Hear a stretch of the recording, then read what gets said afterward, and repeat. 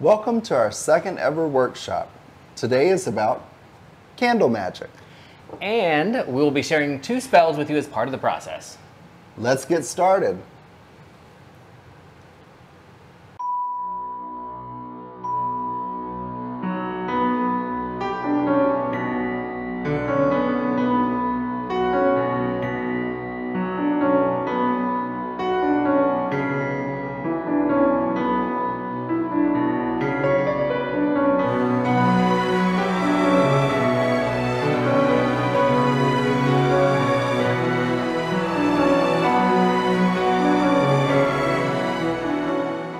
Hi everyone, and welcome back to Two Pondering Pagans. I'm Rook. And I'm Salon.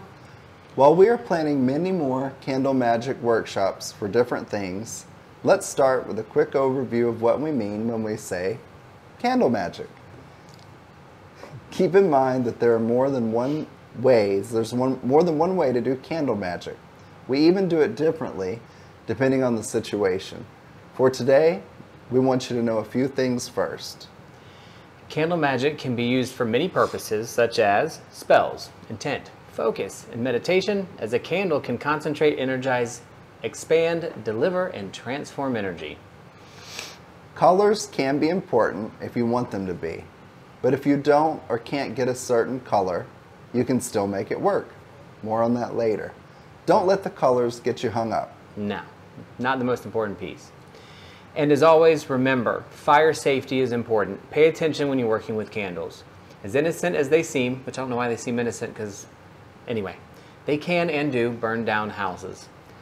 Rook and I each are going to do a ritual spell using candle magic. My spell is on improving my own willpower and inner strength. Rook. Yes? What are you doing? I will actually be recreating a spell that I've already completed to help illustrate the process alongside Salon. I don't believe in doing a spell when you're trying to manifest it. Outside energies can affect it. But in this spell, I used candle magic to help align energies at work in order to have a successful outcome during a facility evaluation. So in lieu of that, we will actually be separating this into 2 parts. We'll do our meditation, do our circle casting, and all of those pieces offline. Part 1 will be about our spells, along with chosen tools and items. And part 2 will be our intent setting and actual dressing and lighting of our magic candles. If you want to know more about how we developed our spells, we will have another video to address that.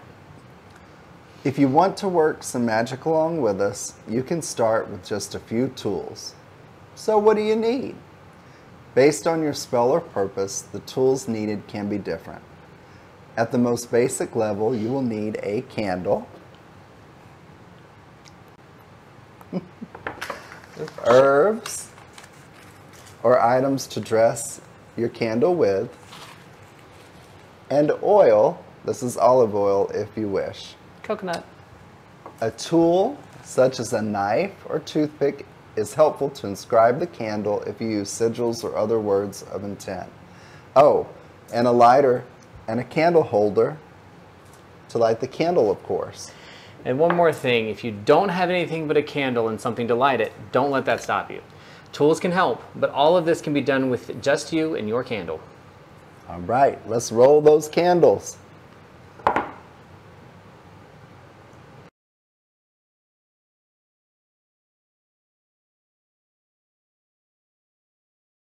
First, we start with the spell and deciding who we plan on working with spiritually. If you don't work with deity or spirit, that's fine, of course, just skip this step.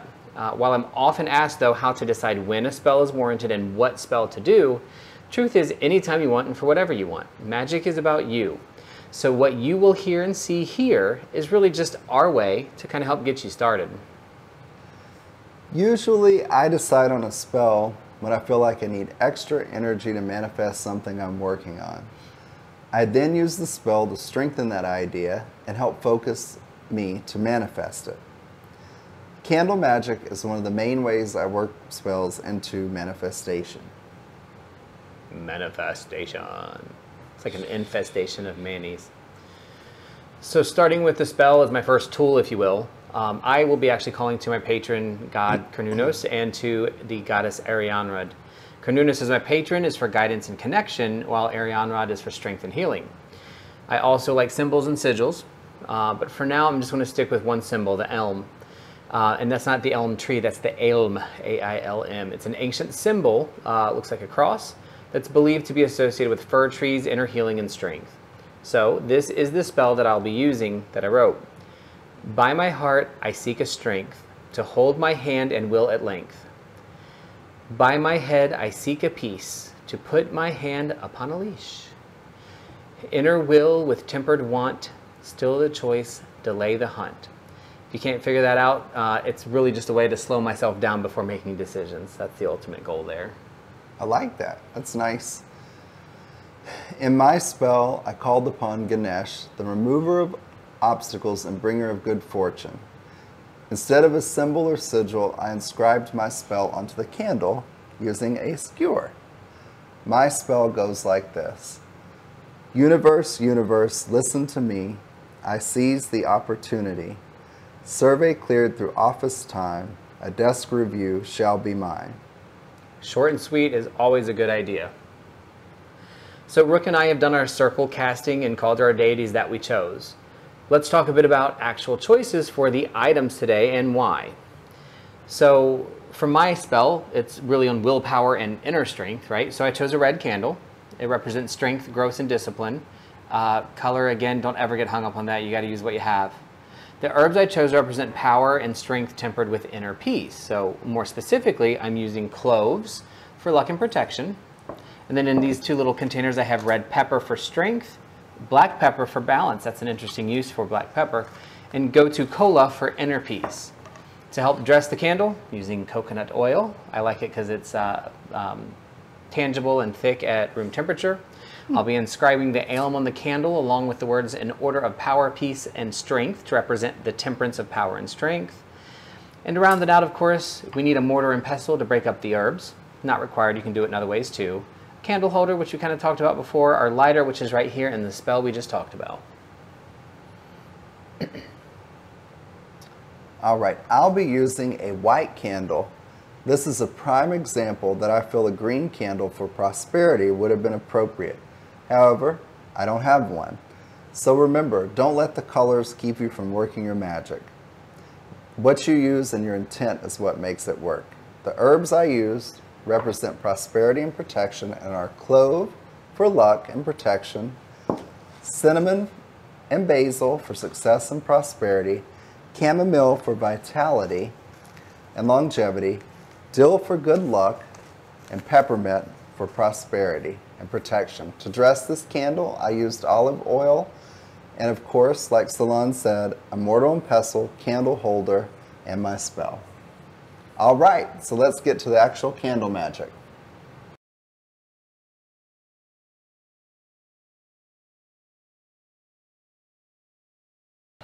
All right, so I know it's kind of hard to see, but we've lit the working candle because that's what we'll use to light our candles at the end. So this is providing us light. We also went and grabbed two plates just to kind of keep the oil off the table. You know, we really don't mind making a mess on all this stuff just because it's part of the workshop practice, but doesn't hurt to have a little bit extra protection on the stuff on the table. So I think the order we generally do it is very similar. So what are we doing first? We're going to inscribe our sigils and or, in my case, spell into our candles. And then we're going to grind and combine our herbs that we're using. Then we're going to apply our oil onto the candle. And then we're actually going to dress it with our herbs, light them, and start our magic. There you go. So while we're doing the inscriptions, it probably will be a little silent. So we'll fast forward through some of this part, I'm guessing, mainly because we're thinking about our intent, what we're doing, and our chant and all of our magic and intent while we're doing the inscription. And sometimes I do it out loud and sometimes I don't. It really just depends. So we're going to get started. I'm going to do the ailm inscription on mine, which is a couple of them with health and inner peace and healing. And also the words strength, peace, and protection in that order. And go from there. And I'm going to inscribe my spell. Universe, universe, listen to me.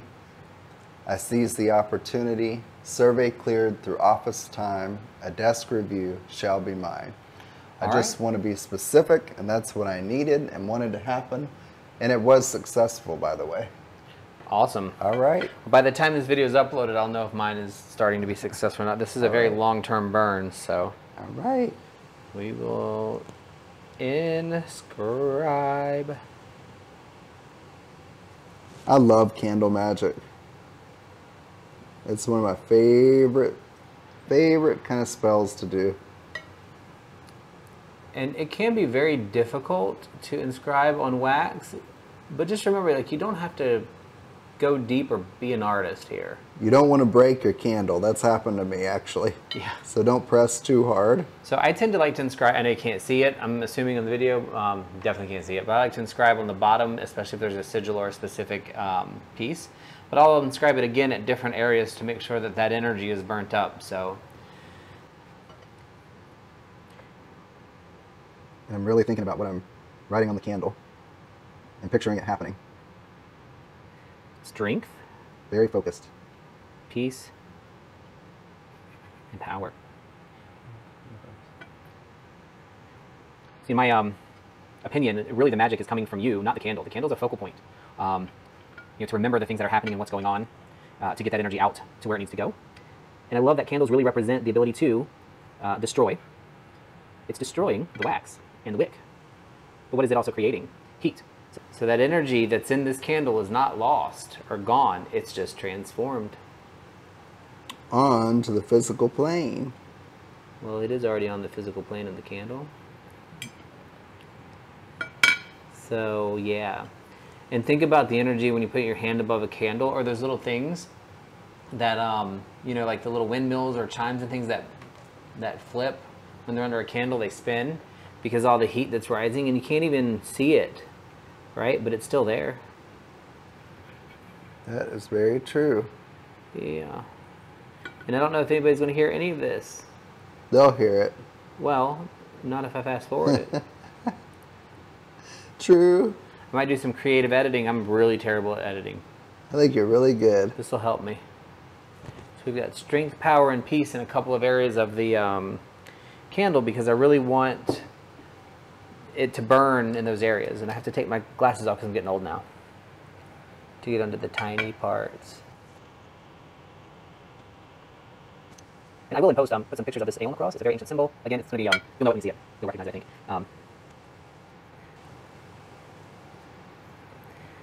You know, and I think when people think of strength a lot of times and power,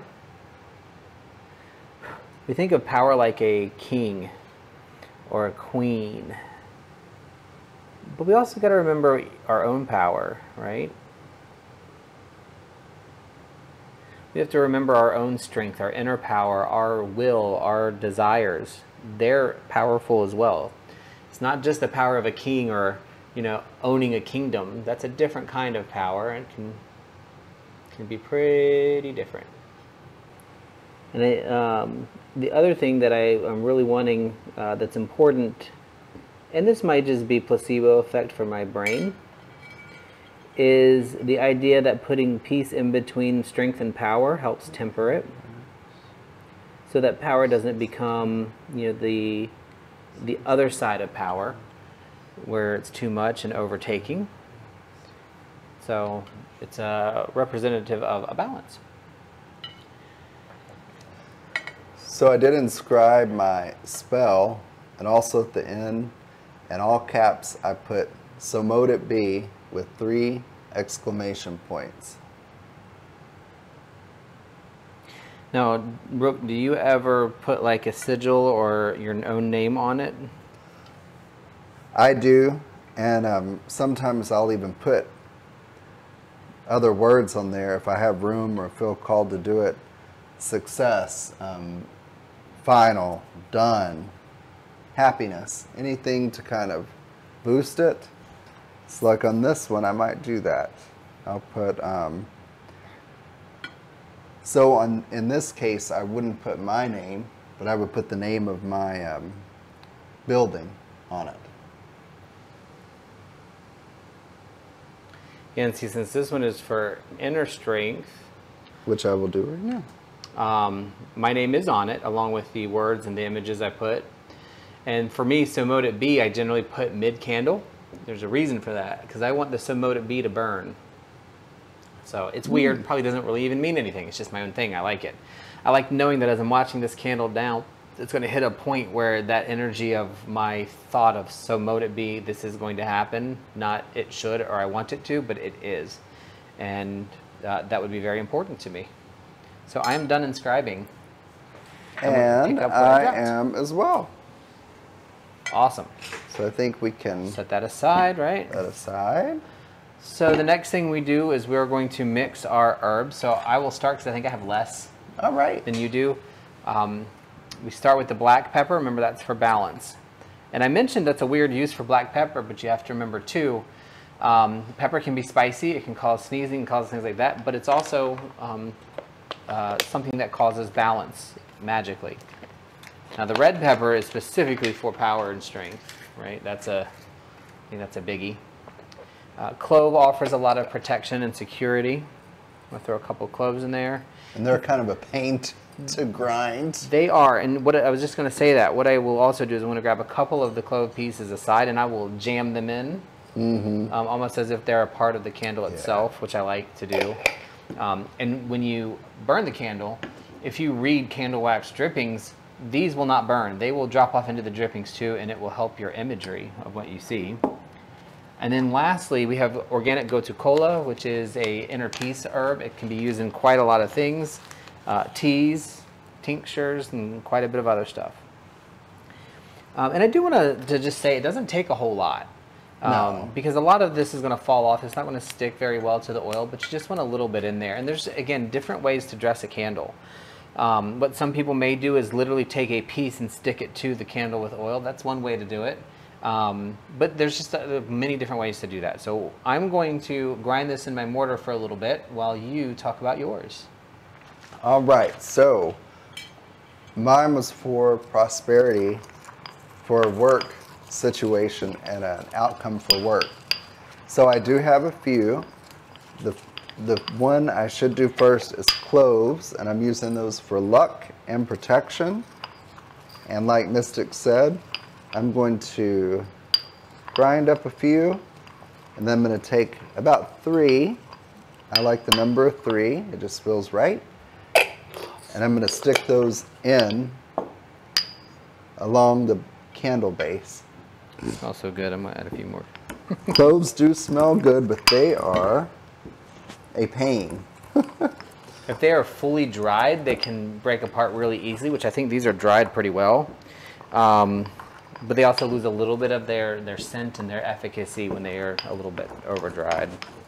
So one thing I'm doing, and I'll usually do it before, and as I'm grinding the herbs, is I'll say, spirits, guides, and ancestors, please activate the specific qualities of cloves of luck and protection to be used during this spell. Thank you. And I'll just think that, or I'll say it out loud as I'm grinding up the cloves. I'm very similar with the same things. I generally don't say it out loud just because I'm not used to saying it out loud. Because I'm used to solitary craft for the most of my life, so I just kind of say it to myself. But also, I feel good when I go through the spell itself and the poem that I wrote to go along with it. So that really helps me get my brain and the energy that I want put into taking the time it takes to use whatever. Now, stay with me here. This is going to be a hard jump. Whatever oxygen that a tree made, that an animal breathed to make the food that we eat ultimately, that comes and becomes an electrical signal into your brain to have the thought about the intent, that you are expending that energy while you are creating that intent as you apply it to the candle, which burns and puts it back to the universe. Oh, yeah. All right. Yeah, that made me feel really smart. It is smart. Same thing. Next I have cinnamon for success and prosperity, and I'll just think in my head, asking for cinnamon, qualities of success and prosperity to be activated. I'll throw in, I'll throw in some cinnamon. These are cinnamon chips. Those are also really hard to grind. I picked some tough ones. And then I'll just think about it as I'm doing it, what I want, and I'm picturing that I'm getting a desk clearance for my work project. If you're doing a project that allows you to use things like salt, just throwing it out there that salt actually will help grind other things down. So if salt is a part of what you can use, consider it, because it'll help you grind down your other herbs. Oh, that's a good idea. Thank you. It's like a little sandpaper. And I mean, the salt grinds down pretty hard too to powder quickly, but it does help. Right. Next I have basil, luckily, which I can just kind of mix in. I'm activating for basil, success and prosperity. Again, just thinking about it. There's quite a few herbs that you can use that are very, not I don't say multi-use, but they're usable in lots of different purposes. So I tend to think about how something tastes. Is it a strong or a weak flavor? And generally the lighter flavors would be for peace and calm, and the stronger, spicier, more aggressive flavors are for power and strength, but that's not always the case. Yeah.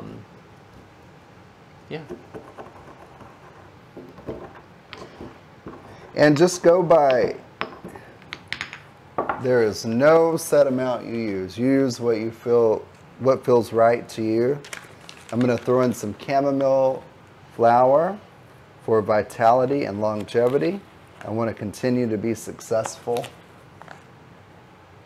So let me ask you this, while you're doing that, what do you do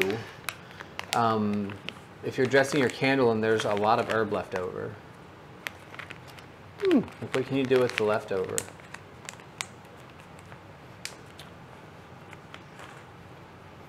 That's a good question. In the past, what I have done is I'll kind of, you know, if I've done an offering like to Ganesh as sweet stuff, I will also take what's left and burn it on a charcoal and include it as a thank you, just like the offering. That's what I've done before.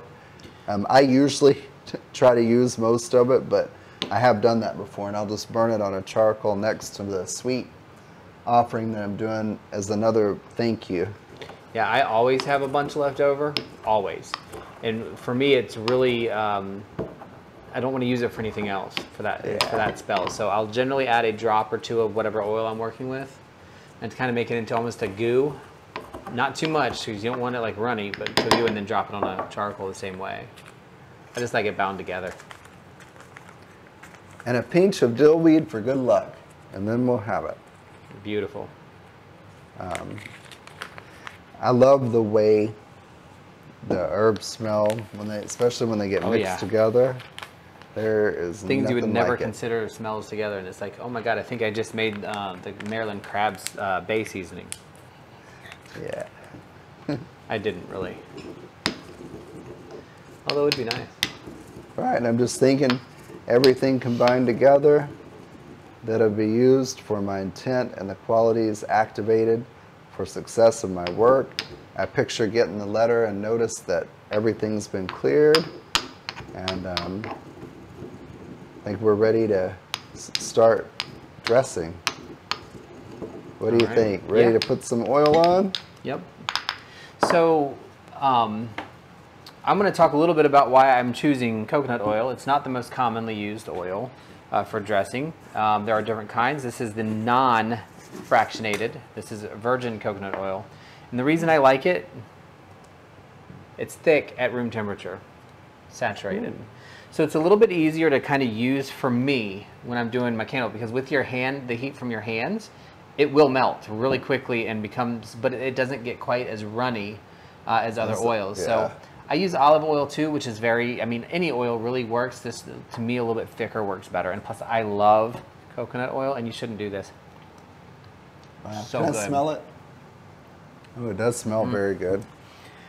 So with the oil, the goal is to get the candle enough oil on it so that your herb mix will stick to it.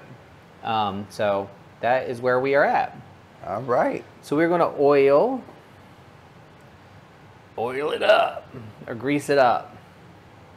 The other thing you want to be careful about too is when you are dressing a candle with an oil, any oil, like olive oil, these are flammable, combustible. Flammable, Yeah. I guess you could say, which I know probably shouldn't need to be said, but just in case, because you don't want these things can burn, I guess is my point.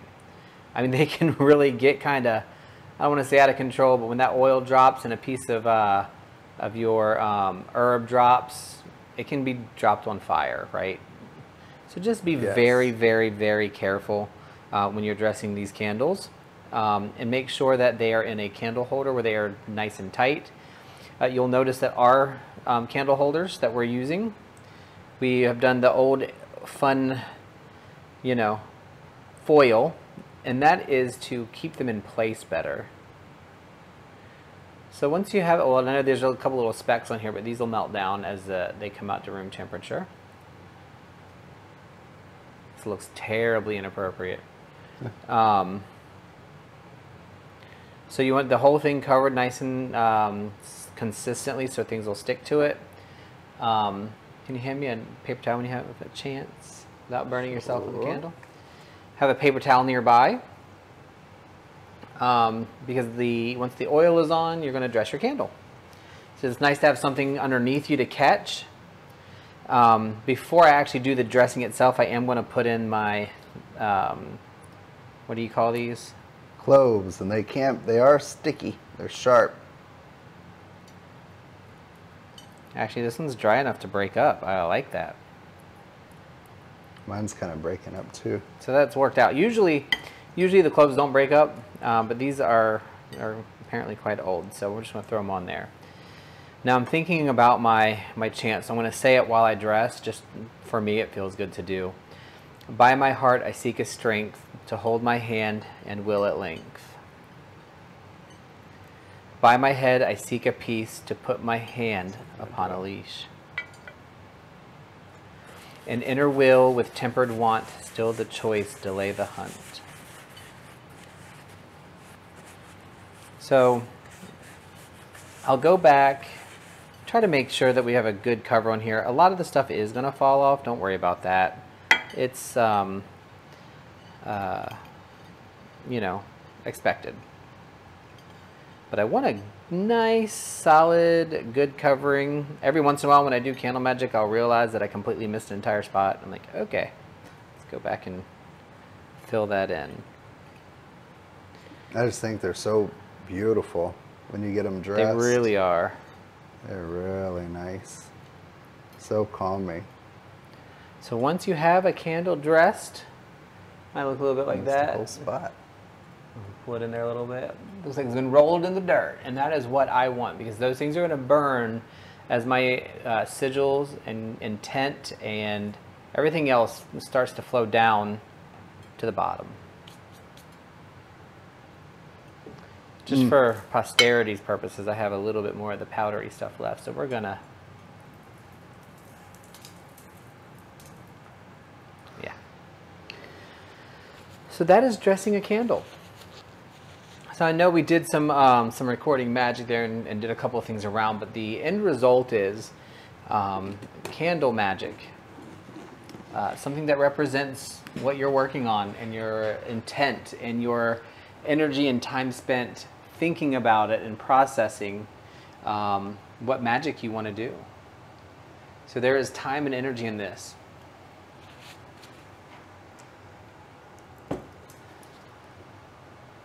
So the last thing that I do, that I prefer to do, it's just personal choice, but it is important to me, is the threefold chanting of the magic. So I will do that, and then I'm going to light my candle. By my heart I seek a strength to hold my hand and will at length. By my head I seek a peace to put my hand upon a leash. Inner will with tempered want, still the choice, delay the hunt. By my heart I seek a strength to hold my hand and will at length. By my head I seek a peace to put my hand upon a leash. Inner will with tempered want, still the choice delay the hunt. By my heart I seek a strength to hold my hand and will at length. By my head I seek a peace to put my hand upon a leash. Inner will with tempered want, still the choice delay the hunt.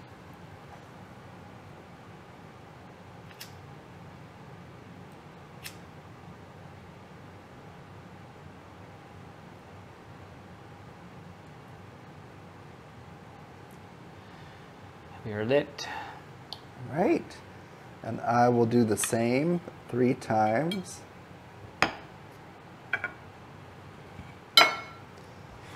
Universe, universe, listen to me. I seize the opportunity. Survey cleared through office time. A desk review shall be mine. Universe, universe, listen to me. I seize the opportunity. Survey cleared through office time. A desk review shall be mine.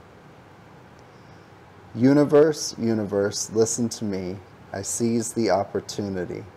Survey cleared through office time. A desk review shall be mine. So mote it be. So mote it be. And I'm going to light this pretty baby and let her burn.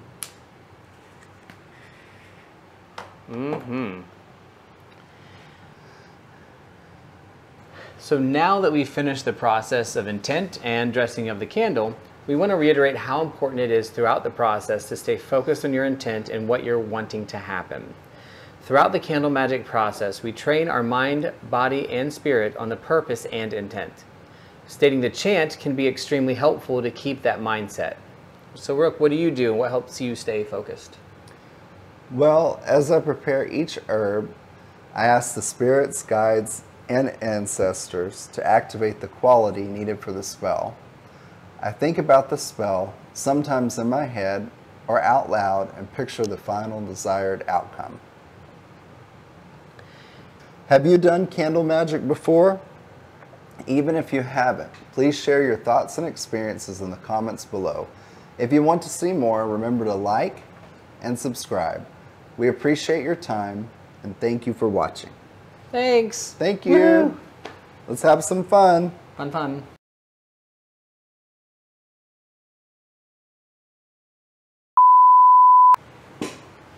Let's burn shit.